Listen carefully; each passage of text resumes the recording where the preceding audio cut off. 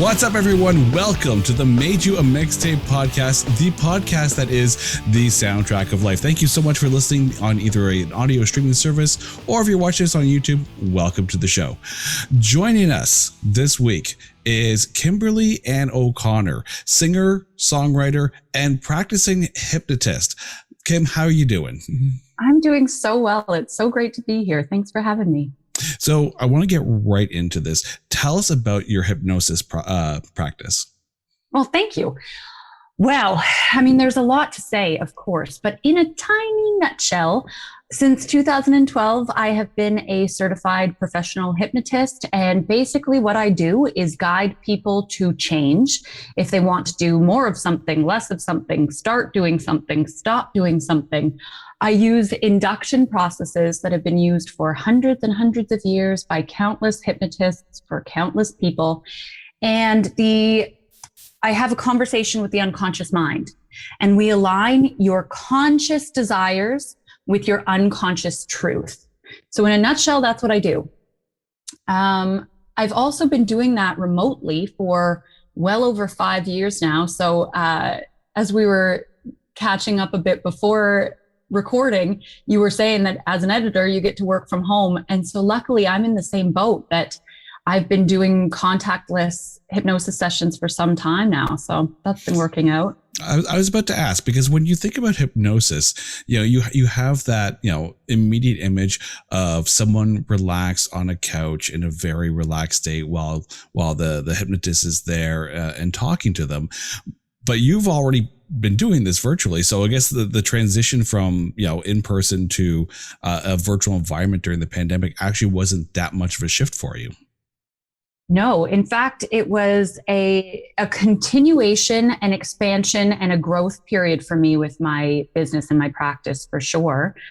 For the first 4 or 5 years that I was using hypnosis to make positive change, I did it all face to face, me hovering over the person, watching their every motion, and watching for the telltale signs that they were in trance, which is a really exciting paradigm. It is appropriate, I think, especially when someone's new to hypnosis. It's important to really see the effect, to see the bodily changes, that people go pale or they flush or they have involuntary muscle movements like a puppy chasing a leaf like your dog or sometimes people's tear ducts will relax so completely that tears stream, a continuous stream of tears will move down people's faces. And it was important for me to see that. But then I adopted the family dog, who was a senior dog at that time. And Lilo was very self-expressed. She was the size of a postage stamp, but had a bark like a staffy. Congratulations on your new puppy, by the way. Thank you. And so I couldn't bring people to my condo anymore. It didn't work. So necessity is the purveyor of invention. So started doing things contactless and gone from there. Now you talk about obviously being able to witness them and all that. On your website, you talk about having, almost like general sessions, but then very targeted sessions. What's the difference between the two? So the general sessions would be phrases and truths that I know work most of the time. Arcing macro behavioral shifts that really seem to resonate with the unconscious mind time and time again in my close to 10 years of doing this. Now, I prefer the personalized sessions, of course, they are crafted and sculpted from the person's own words. So through the consultation process, through that conversation, I'm getting insight into their inner dialogue. So I'm hearing what is not working for them and old limiting beliefs that they hold around certain behaviors or phobias, or primarily it would be behaviors and phobias and limiting beliefs. I'm hearing those limiting beliefs. And then I'm also getting to hear in their own words the vision that they want to live into. So I'm scribbling as people are sharing with me in a comfortable, confidential environment. I'm writing vigorously. And then I comb through. I say, this is what I'm hearing. We need to make sure that we are aligned in our vision and that these words, each and every word, every phrase resonates.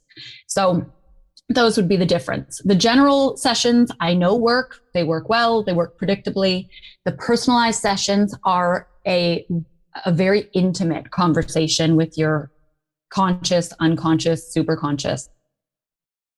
Now, obviously, the past year has been, and will probably continue to be, a major mental health crisis for everyone involved because we're all affected by it.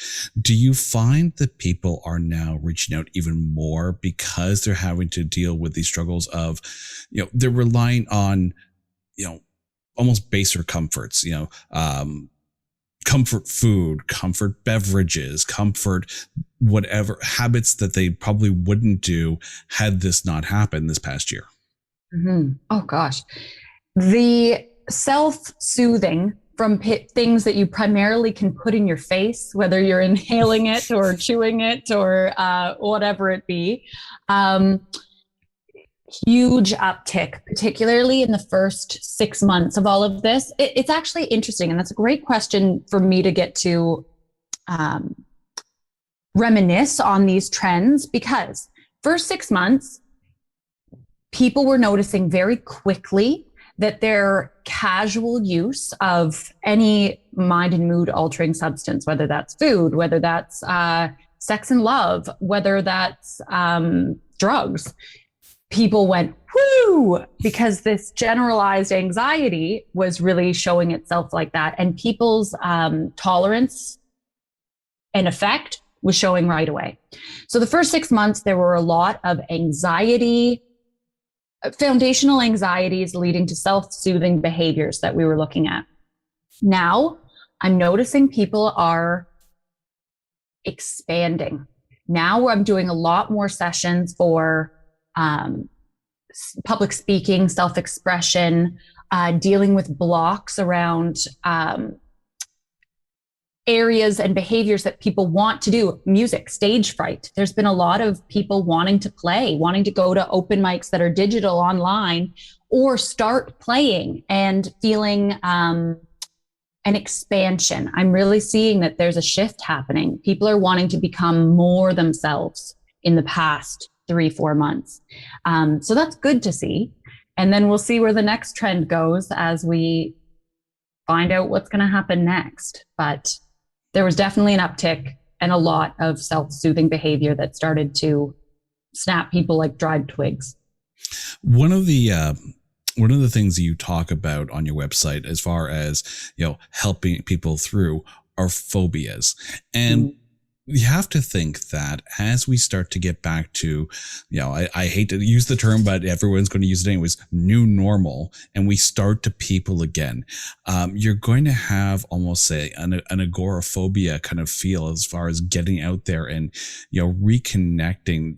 How are people going to be able to get over that hump of not peopling for pretty much what will probably end up being the better part of 2 years? All right. First and foremost, I love peopling as a verb. That's brilliant. And I don't know is the short answer. I try not to get too ahead of myself with the forecasting what people are going to need. I feel that there's so many opportunities. There's so many ways that this could go. Of course, my expectation is that people are going to find it challenging to deal with the doubt and tension and worry and stress and anxieties around peopling again. However, we could have I'm going to show that I do not know my history very clearly, but we could have a renaissance of connection. I could be very surprised, and people could be so hungry for each other, which is quite the salacious phrase. But, I mean, we may all, because we will all be in a great neutralizer in many ways, that we haven't been physically with each other for so long, and we have all been in the same boat, more or less. Maybe we're going to find that socializing is easier than ever. I don't know. I think that's pretty rose colored glasses. But the answer is, I don't know. I'm going to let people tell me. And I'm confident that it will differ from person to person, but I'm also confident that there will be trends. There tends to be. It's pretty amazing to see, actually, the collective unconscious trends around sessions. I myself, and who knows, when I'm faced with actually being able to do this again, who knows? But I intend to never again flake on another friend who says they're playing a gig at Dufferin and whatever on a Wednesday night. I'm going to it all. Oh my gosh, I can't wait. When the live shows happen again, it will be all the live shows, and it will be awesome. Right. When you're dealing with someone who is in, that hypnosis state, and you're dealing with their subconscious, I mean, obviously people, like to put on a brave front, the smiling, no, everything's good, everything's fine, but they're not. How different is it talking to someone say at the beginning of a session when they're like very much conscious and almost putting up that brave front, to when you're dealing with them in that hypnosis subconscious state? What a great question. I like to think that I do some light marketing for my business, but that is certainly not my forte. And bottom line is 90% of my new clients are referrals. Word of mouth, they know somebody close to them, or it can be a chain of a few people. But bottom line is, people don't tend to fall into the consultation. Often hypnosis is not your first stop when trying to change, alter, make lasting effect on a behavior. So actually, I find that I'm given the gift of intimacy pretty darn quickly. People are invested by virtue of, it not typically being their first stop. Now, that being said, I should be clear that I am a directive hypnotist. I am future focused. So I don't do much regression at all. And regressions would often involve, there's all sorts of regressive techniques, but usually it's going to an ISI, an initial sensitizing incident, or an ISE, an initial sensitizing event.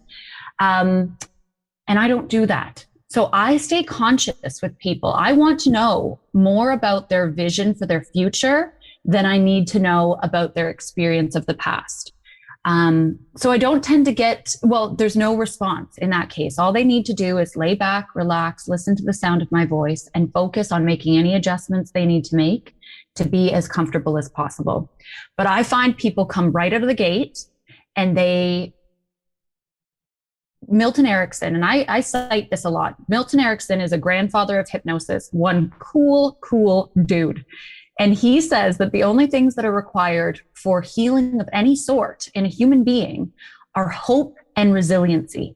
So understanding that it is possible to have a change, and a reminder, a really tangible experience of their own strength and capability and resource. And so oftentimes, people tap into that pretty quickly. They know hypnosis can work because they have somebody that it worked for. They're not calling me if it's not a positive experience with the person that's sharing it, right? Oh, Kim, I hated her. She was she was unprofessional. She made me feel uncomfortable. Like, no. And then resiliency, right away, we go to the vision. We go to what does this look like when you've conquered? What does that look like? What does that feel like? So I'm fortunate people tend to open up pretty quickly. I love that question, though. Well, yeah, we do try to have the thought-provoking questions here. Well, it certainly provoked. Thank you. Obviously, when someone comes to you and signs up for a series of sessions, they've gotten to a point where they're ready for change. They've tried one thing or the other. They're ready for change. I mean, I know I used to smoke. I quit smoking. It took a while to get to that point. And it's a tough thing to do. Do you think that over the past year, because people have been almost forced to kind of take a look at themselves, the things they like, the things they don't, because, well, we got a whole bunch of time on our hands these days. Do you find that people are getting to that point where they're ready to make those positive changes? Yes. I think that two key ingredients have been a part of the alchemy of what we're seeing in terms of not everyone, but many people wanting to become a healthier, more grounded, more self-expressed version of themselves. Awareness, having a ceasing, and in many cases, people had a cease or an altering of their regularly scheduled program so they could feel that their lungs were heavy. They could sense that they didn't have stamina when going for the endless walks that we all seem to be taking. They got to really taste the cigarette. They got to really smell it they stayed in their home. They could smell that lingering odor on things. So awareness was key generally. And I'm using smoking cessation as an example. And congratulations again, that's no small feat to quit. But then the next element that has been so important is mortality. Ultimately, I think this has really given us a concept of time.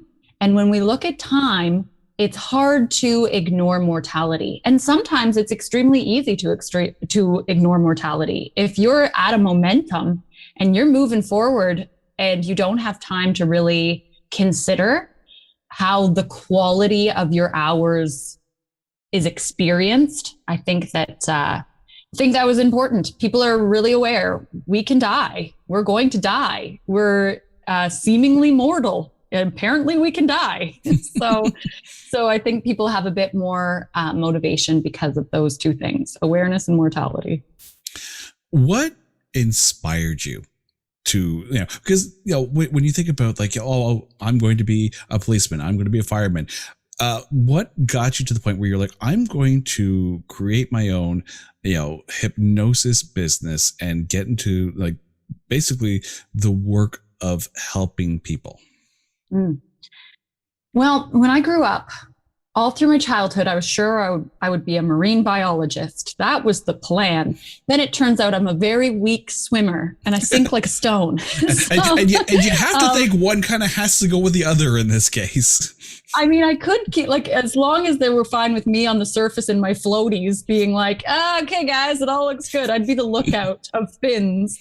But I wanted to be a therapist. That was where my sales were pointing for a while. Actually, I wanted to be a sex therapist. That was something that always seemed very intriguing. Like, and again, actually, I'm drawn to intimacy. And it doesn't necessarily need to be sex. I like the idea of being able to hold space for people and to be able to keep the boundaries and show and demonstrate safety. I've always been drawn to that. So I went to UBC for psych, and I had a really rough time. Really didn't enjoy myself for a variety of reasons, but I decided that wasn't going to be the path. I didn't want to carry on. And then I was browsing through a bookstore, Indigo, killing time, and I found a book that was written by somebody who loves hypnotists. They obviously had a reverence and a fascination by hypnosis, for hypnosis. And it was just really quick vignettes of case studies. Hypnosis can cure allergies. Hypnosis can have people remember languages they used to speak as a kid. Hypnosis can allow someone to, from the macro to the micro, like pet a spider when all it's their number one fear. And so I flipped through in the aisle, just looking at application after application, and these glowing, glittering, efficacious responses. And that really planted a seed. Hypnosis. And in that moment, I realized I know nothing about hypnosis. Don't know anything about it. Even in my studies of psychology, nope, nothing. And so I looked up how to become a hypnotist in Toronto. And at the time, there were two places, brick and mortar, and one was in Yorkville. Night classes, I thought, this might be exactly what I was looking for. Intimacy plus efficacy. Because the psychology route was really, it seemed, and I don't mean any disrespect, this was just my own personal experience and response, but it seemed meandering. I wanted to be able to make changes, and I just wasn't given any answers. So I called my mom, asked, do you know anything about hypnosis? She said no, hung up, called me right back and said, actually, I was hypnotized for smoking ages ago. I forgot because I only stopped for 2 weeks. Then I started again. And I went, okay. And then my mom called me right back. Your gammy bird, my grandma, had been hypnotized after 40 years of smoking. One session, she never picked up a cigarette again. So I enrolled in the class. The first time I was hypnotized was my first day of schooling. And that was 2011. And that one book really changed the whole course of my professional experience and purpose, essentially. And I actually want to say too, not at the risk of rambling, I mean, we got the time if you got the rambles. Okay, good. Thank you. I remember when I first graduated from the program, I still didn't have a paradigm of what it looked like to be a busy, successful hypnotist. I didn't know anyone that I could reference. I knew very little about the experience of being a professional hypnotist. And I remember walking onto the subway platform after receiving my certificate and promising myself, or rather begging myself, please don't be afraid. Please keep moving forward. Do this. This is what you were meant to do. And you don't know what it's going to look like. Don't give up. Don't be afraid. Keep going.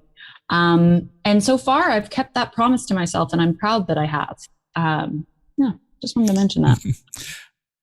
When you first mention hypnotism to somebody, they probably instantly, and it may just be, because, of all some of the bad movies and TV shows that we've watched back in the day, like the very ominous, someone with the watch going back and forth, going, you're good, very sleepy, but that's not really what it is. Describe for us a little bit what someone can expect in a hypnosis session.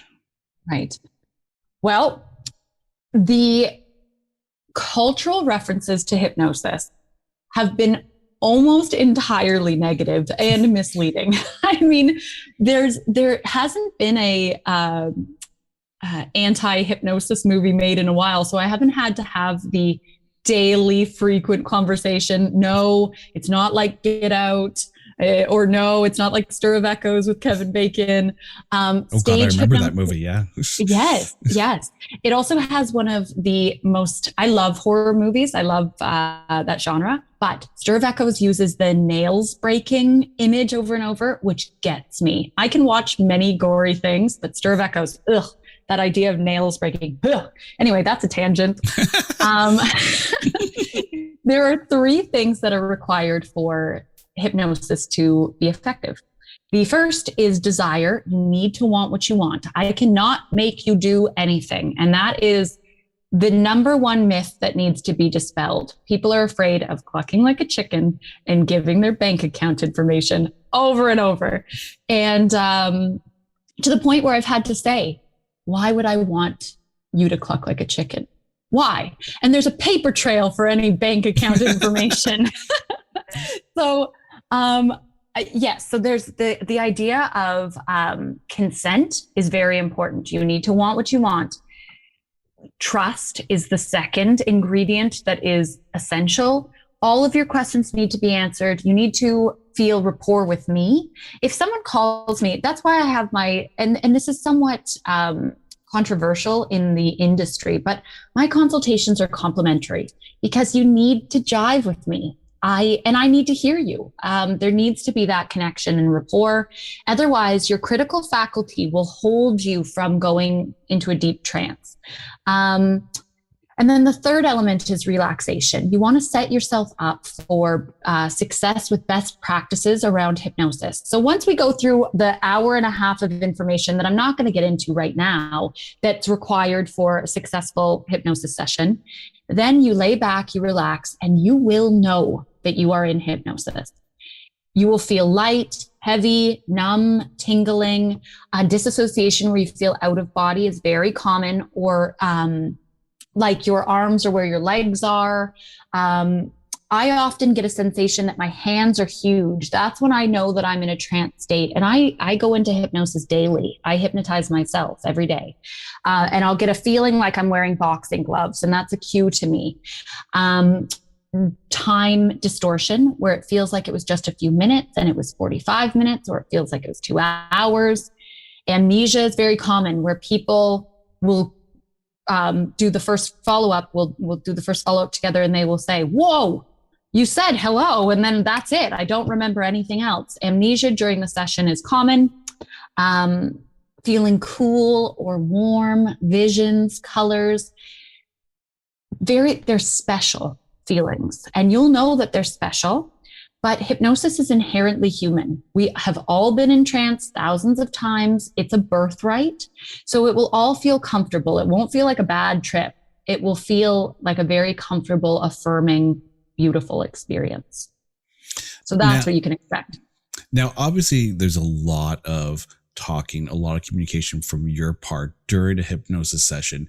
And for those who don't know, you're actually a very good singer as well. And we're going to get to that in a little bit as well. But do you find that having almost a lyrical voice helps in the hypnosis session? 100%. And thank you, Jason. That's so sweet.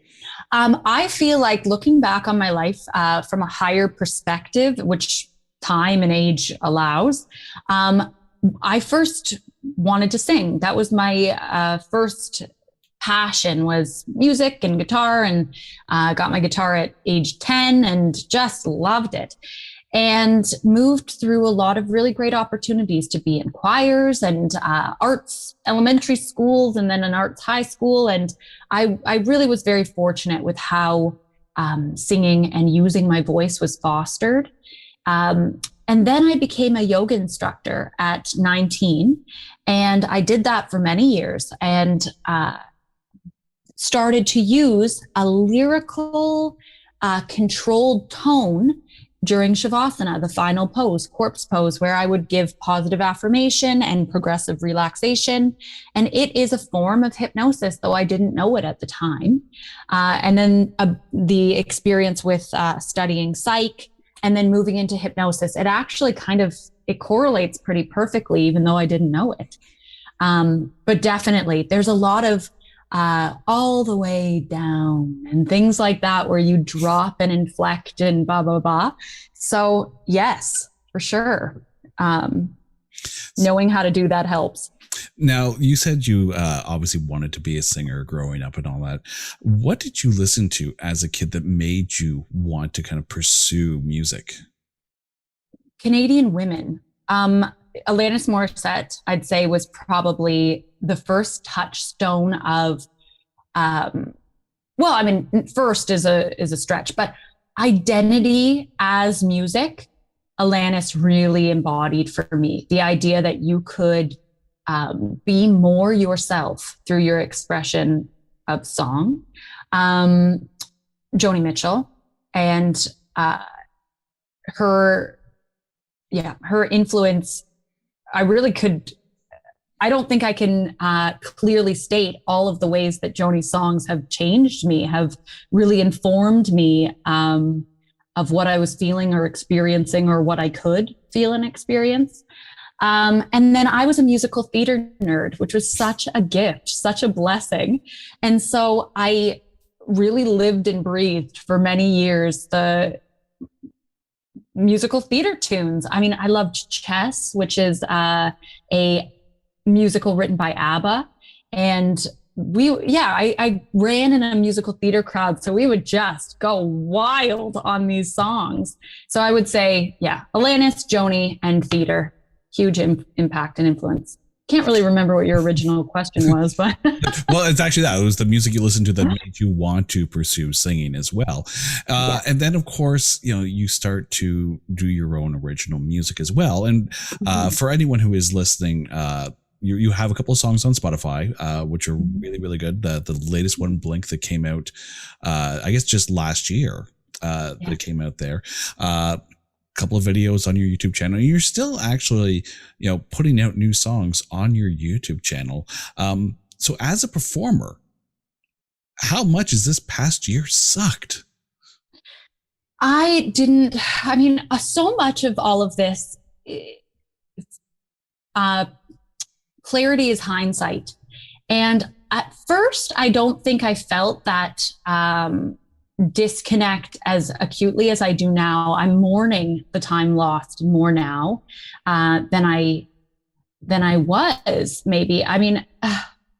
It's hard to articulate how much I look forward to being like smelling the microphone again. I'm just like, yeah, bring it on.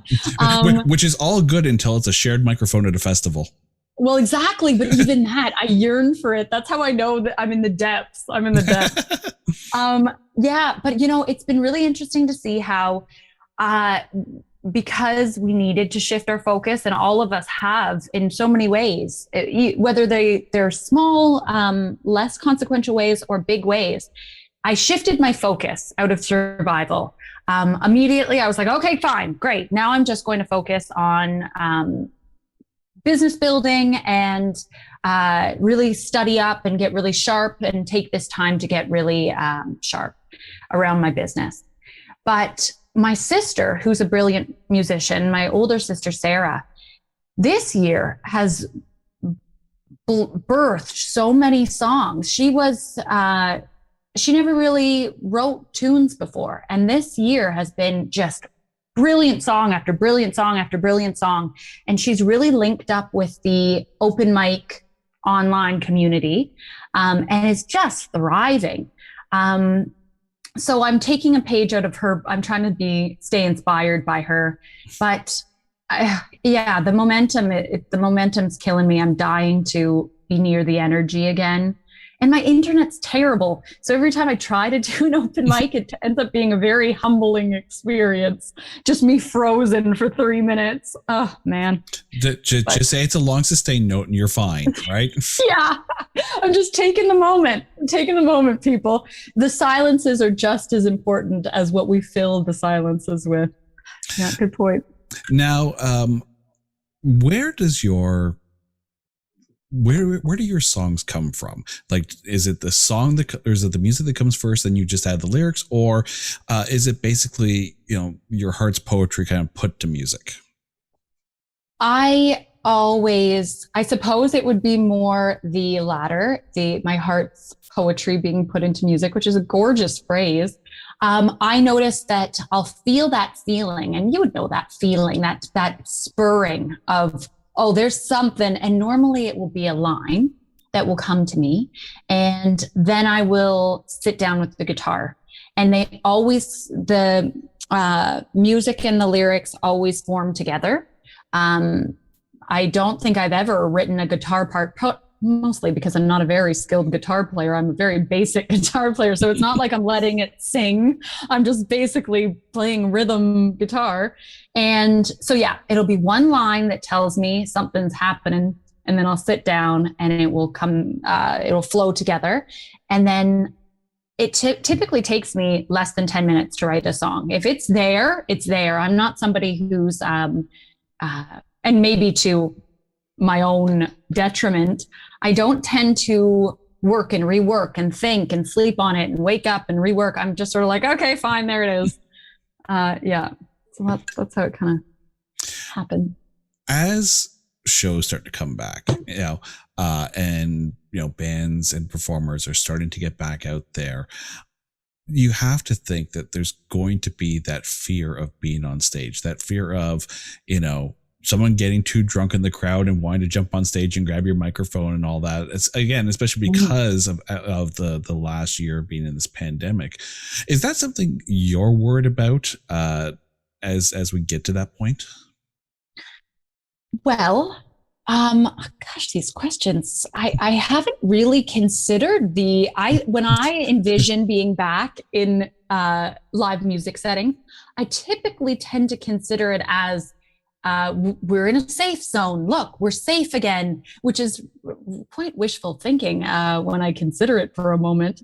But no, that has not come up as a fear or a concern, mostly because I want to be, my yearning for live music is mostly deferential right now. I want to watch people playing.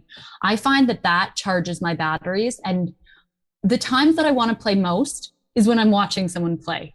Beforehand, I'm sort of like, but I find God, contagious is not a great word lately, but I find that what's contagious for me is getting to watch someone making it happen. That always thrills me and makes me feel very alive as a musician.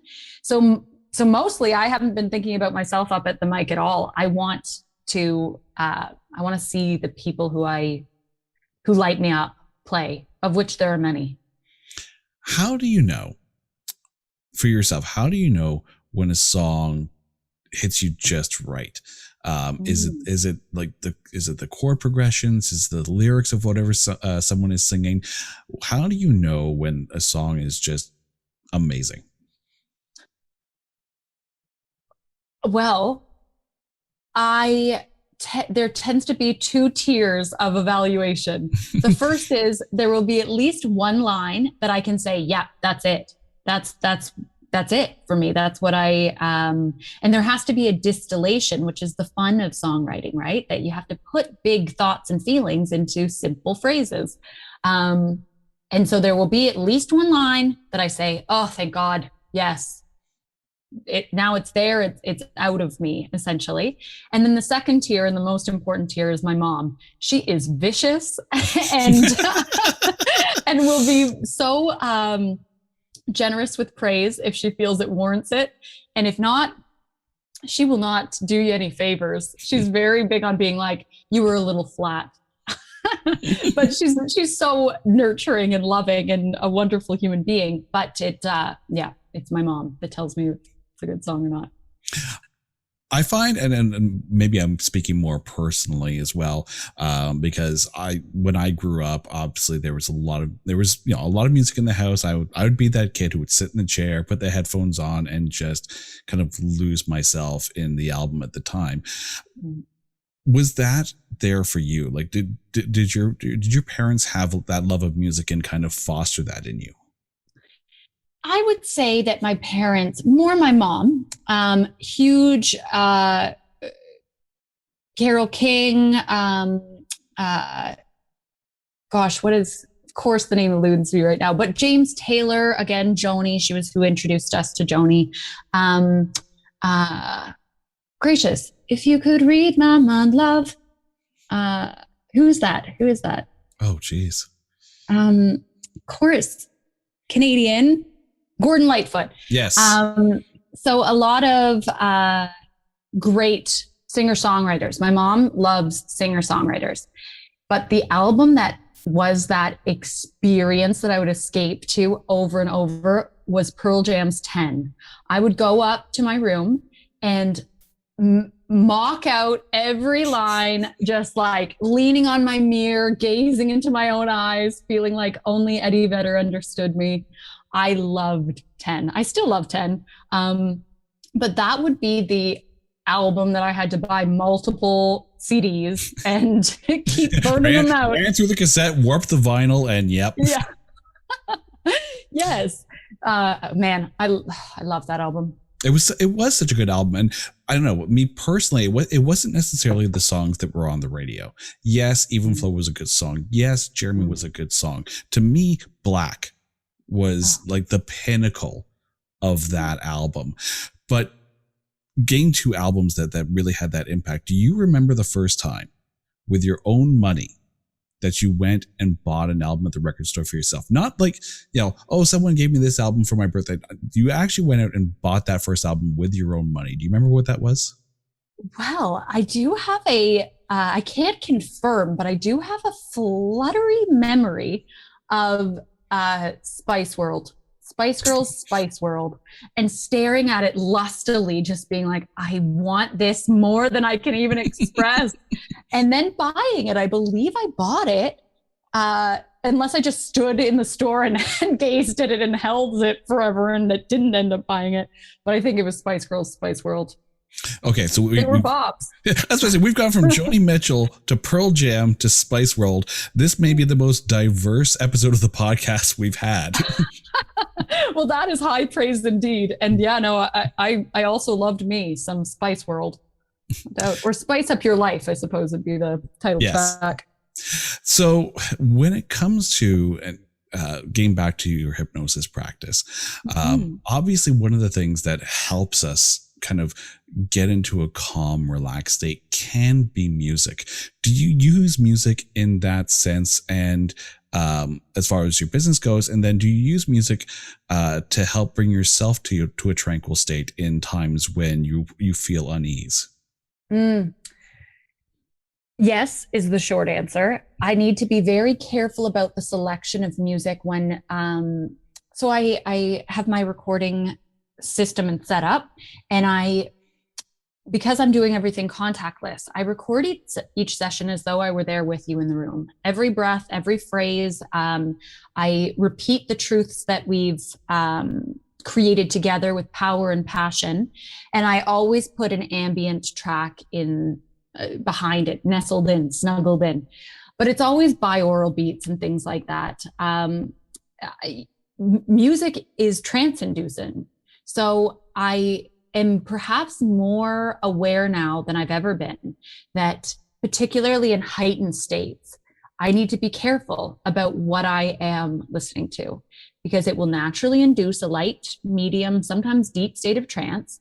And the truth and suggestion of the music matters. And I can sound like a geriatric with that, like, oh, these kids these days. But I do, it is important. And I'm more and more aware of that which I am hypnotizing myself with or by. And so when I am riled up and upset, no, I don't go to music. Actually, I don't find it a solace, because often I like really wordy music, and then I'll adopt their place and space. I like to read when I'm upset. I like to listen to music when I'm happy, joyful, feeling connected and grateful. When you're picking music, how much does the tempo of the music actually come into play? Because we've had a couple of guests on the show who have talked about, the importance of tempo in that, to get to a relaxed state, they go with 60 beats per minute. To get to a more, almost energy inducing state, they'll go up to 120 beats per minute. How cognizant are you of the music that you pick, and does that come into play, or is that almost a subconscious decision? Oh, I would say I'm quite, I love this. I would say it's more subconscious, even though I am consciously aware that I tend to gravitate towards slower tunes. I'm give me 60 beats per minute. I should also mention, even though this is perhaps sensitive, but I'm going to be very transparent and clear, that so when I'm choosing music, it's also when I'm doing my endless meandering and walking around, of which I do a lot in this past year, because it's important to get outside every once in a while. So I go for a lot of walks, and I've been finding, even though I would not call myself a religious person by any means, I mean, spiritual, sure, but I've been going wild for slow, passionate worship music, essentially, like Hillsong and Bethel, and all of these tunes have been serving me hugely. And I've noticed that I've been shifting over and collecting quite the playlist of at the heart of it, it's Christian rock, essentially. But some of it is just so beautiful and so moving. And I find that with the uncertainty, I don't like uncertainty. I don't know who thrives. I don't know what zodiac sign thrives with uncertainty, but it's not me. And so I've been finding the idea of songs that tell me that I am safe, that I am loved, even when I don't subscribe to the tenets of religion necessarily. That slow gospel songs have been where I'm going time and time again in the past bunch of months. And I feel like it's really been serving. So for whatever that's worth, I don't know. When it comes to people wanting to affect change in their lives, and they get to the point where it's like, something needs to change. Again, whether it's smoking or phobias or whatever the case, obviously you start to analyze everything that you are doing when you're in that state that needs to be changed. Do you ever take a look at the music someone listens to and says, what if you tried listening to this? Or do you find that people's music tastes change as they're going through personal change? Well, I'm not sure, first and foremost, because so often that really it doesn't come up in the fact that, and when we're doing the follow-ups, they tend to be pretty behavioral, centric on behavior. But the people that I am close with, people in my inner circle who I've hypnotized many times, I should ask them that, because hypnosis always needs to be a process of addition, never subtraction, even with smoking cessation, as an example. It can't be, okay, now you don't smoke. It has to be that you enjoy more of all that's good and fruitful in your life. Deep, full breaths, more money, more time. You enjoy freedom. You enjoy clean, fresh scents and acute taste. It has to be a process of addition. So I wonder, I would never say to someone as a directive, like, stop listening to, I'm on the blank. I'm going to sound so dated and lame if I'm like, Eminem, I don't know. You want to be happy, drop the Slipknot. Yeah, exactly. But it doesn't come up as a conversation, but it would be an interesting mini information gather for me to just touch base to some of the people that I talk to all the time who have had great results with hypnosis and ask them, have you noticed a change? I mean, my brother-in-law, there is never a time that he's happier than when he's listening to Slipknot or Tool or what have you, right? I mean, I get that I don't know the machinations of how people are responding and how their various levels of consciousness are responding, but that's a great question. I should definitely do some digging. It's like mental note made. Yeah, no doubt. I mean, I add it to each of my follow-ups now. And also, lastly, have you listened to Spice World recently? Right? Can we talk about like the benefits of listening to, spice up your life? Yeah. Can we just quickly discuss such things? On a scale of 1 to 10, how prone to listening to Spice World are you now? Exactly. As you go on your walks, whether it be outside or whatnot, do you find yourself almost in tune with almost the sounds of the city, and you find a musicality in nature, especially now when we're told now you might want to stay home and not go outside? I wish that I could say yes, because you are a true blue artist. I already knew that about you, but you're really showing your artistic colors in the fact that, to be completely honest, no, I wear these wild headphones that sort of twist into my ears so that I can run with them as well. And sometimes I've actually been noticing lately that I need to become a touch more alert. I've had a few close calls. No, I tend to, one of my self-soothing behaviors, and ultimately I've never addressed this with hypnosis, but I don't intend to, because we are human beings. It is, there is a huge amount of courage and tenacity and energy required to be a human being. So I like to be gentle with others, and I'm practicing being gentle with myself. But one of my self-soothing mechanisms is sensory control and deprivation. I find that I can get overwhelmed when there's too much happening for my senses. And so I'll turn on my Hillsong and like screw in my headphones and really try. I also live around Yonge and Eglinton, so it has been a decade of construction. So I was going to say, not exactly the most quiet and nature-filled of neighborhoods. If I wanted to hear people tamping into the center of the universe or steel being cut, I suppose I could take out my earbuds and listen to the sounds of the city. But no, I tend to try to control my auditory senses as much as possible. You mentioned earlier talking about when you graduated from hypnosis school and really having to kind of almost remind yourself that this is the path you're on. You're going to make a go of it. Obviously, making a go of any, self-driven business can be a bit of a grind. How do you continuously every day remind yourself that you're on the right path? And to someone who wants to not necessarily go down, the road of starting their own hypnosis business, but to basically bet on themselves and have to do that every day, what advice would you give them? Well, first and foremost, we need more hypnotists. So if this is something that strikes a resonance, you should look into hypnosis to anybody who's watching or listening. I have been shocked. So I've been doing this. I've been fostering the business for a long, long time. However, I was always a weekend warrior server. I always had a buffer because I can easily, and I've worked on this with my trance sessions. My default setting is a scarcity mentality. Okay, we're going to lose everything. I'm going to have to sell the bed. I'm going to have to start scoping out which cardboard box I'm going to live in. And so I definitely I've had to really put new truth in there. So I do a lot of self-hypnosis is the first thing.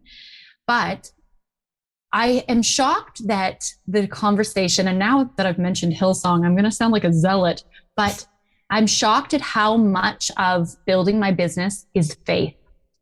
Trying to believe that I live in a benevolent universe. And not even trying, really having to give my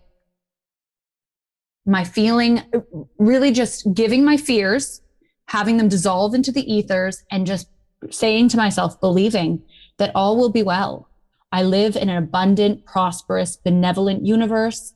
I am serving and sharing, and that will work, and that will reverberate through this vast and plentiful human experience, and people will know that I mean them well and that I have their highest path and purpose in mind, and through that I will find my success. I have to have a lot of conversations around that, because at least once a day I go, oh my God. So and what's funny about money and success is that I don't know where my barometer is, where I decide that I can relax, but I certainly haven't hit it yet. And I don't know if I ever will. I think that this is, one of the sacrifices of entrepreneurship is constant peace of mind, which can be elusive, like an illusion. But I have to have a lot of conversations still. You're doing this, you're offering quality, your heart is in the right place. Just keep doing the do's, keep moving forward. What would you say to anyone who's listening right now, right? Whether they're watching us on YouTube or they're listening to us on iTunes or Spotify or any other audio streaming platform, and they're coming to terms with themselves, and they ask themselves that question, like, am I in the right spot? Am I on the right path? And am I irrationally afraid of fill in the blank? What would you say to them? Well, firstly, I'd say no fears are irrational. None. This is intense. I would ask for a pause, to be really gentle and appreciative of the fact that if your heart is beating, you are succeeding. this is not easy. This is challenging. To be a human being that is seemingly mortal and to have very few of the big answers, which I don't need to say, everybody knows it. But first, I would say no fear is irrational, but I also don't think any fear needs to be crippling. One of the biggest and best structures that I've found has been, I'm in a mastermind group for professional hypnotists. God, I can't say it, but I'm in it. Mastermind group for professional hypnotists. We're meeting tonight, actually. And it has been so important to connect to community. And at first, I founded this group. We're on our 26th week. And so it's new. However, I always really thought that I had to propel myself. And for years and years, I did. And I found comparison paralysis was a concern. So I didn't actually look at too many structures of other hypnotists. I looked at best practices, but I wasn't somebody that followed 1,000 hypnotists on Instagram. I found that to be diminishing, not serving. So I always kind of thought that the best course of action was going to be the path that I forged for myself. But in these uncertain times, I found people who are so amazing. They are so brilliant and skilled and committed and generous, which is how a mastermind really functions. It needs to have a bedrock of generosity and trust and harmony. So I would say be gentle with yourself, take some time to really acknowledge your wins and how far you've come. And get out of evaluative mode for a while of what could have been or blah, blah, blah. That shit is draining and soul sucking. And then I'd say, try to get an idea, just a kernel, even if it's just a kernel of a focal point, and then go on Facebook and find a group that really emphasizes that kernel, and then ask people if they want to meet on Zoom once a week. That would be my suggestion. And start gaining insight, momentum, and accountability with community. I think that's how we do best. And that's a sweeping statement, but that's what I think. I think one of the almost, understated, recurring themes of this conversation between you and I has been the concept of being gentle with yourself. Mm-hmm. And I mean, anyone who doom scrolls through Twitter these days, you're seeing a lot of people who are doubting themselves. They're second guessing themselves. They're down on themselves. What is it that has gotten society to this point where they just don't believe in themselves anymore? And how hard is it to get over that hump? I don't think it's necessarily, it feels novel, but ultimately, again, when you think about it, conceptually even, although this is practical, we build and we build and we build and we build, and we don't know what is going to happen to us in the next hour. We don't know what's going to happen to our loved ones. Can I drop the most morbid thought that I've never shared this out loud, but I'm going to. You're going to be like, we're going to edit this out. But every once in a while, I have two sisters, older and younger, and I'm wild about them. They are so phenomenal. They're my best friends. And I think every once in a while, there is going to be an order in which we die. And someone is probably going to be last. And what the hell is that all about? That is just so, it shakes me to my core to think, what? And so ultimately, I don't think it's anything new. I think fixation can really cull the existential crisis. And I think maybe that's why, if we assume that people haven't always been so concerned about being human, maybe it's because they had so many rows to hoe and winter was coming and they needed to figure out how to store all their food, which is a real challenge. But no, I don't think it's anything new, and I don't think it's surprising. And that tends to be a part of most of the consultations, is an acknowledgement that no fear is irrational, that it is a triumph to be willing to keep building. And it moves me time and time again to see how committed people are to being the best and broadest and biggest versions of themselves. That is awe-inspiring. So I don't forget that when people are coming to me wanting to grow, because that's incredible. It's incredible. Absolutely.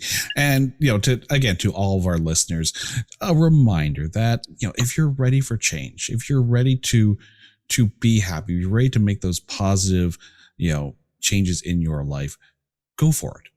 Whatever you need to do that, go for it. Now, Kim, we've gotten to the central point of the podcast here.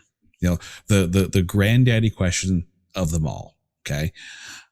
Because the podcast has made you a mixtape, but it's actually kind of enunciated, made you a mixtape. So, Kimberly Ann O'Connor, if you had to introduce yourself to a complete stranger, but not by talking, but handing them a mixtape, and on that mixtape are songs that tell the story of you, what's on that mixtape and why are those songs there?